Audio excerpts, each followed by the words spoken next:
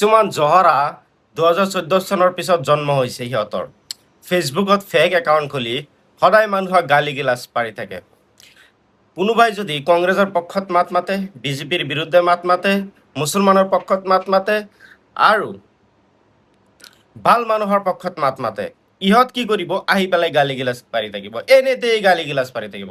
স্কুলৰ বিষয়াসকলেও ষ্টুডেণ্টৰ পক্ষত মাত মাতিলেও সিহঁতে গালি গিলাচ পাৰি থাকে।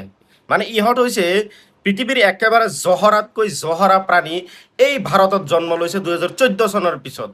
ইহঁতে কোনে জন্ম দিছে এই সকলোৱে জানে, নাম নলওঁ। ইহঁত কেতিয়াও ভাল হোৱা নাই আৰু নহয়ও কেতিয়াই। এইবোৰ চব IT চেলাৰ আৰু চব ফেক একাউণ্ট খুলি এনেদৰে বদমাচি কৰি থাকে কিছুমান হাৰামী জহৰা প্ৰাণীবোৰে। তহঁতে কিমান গালি গিলাচ পাৰিবি, এইবোৰ আমি বালটো কেয়াৰ নকৰোঁ, বুজিছ? আমাৰ বালো কেয়াৰ নকৰে এইটো।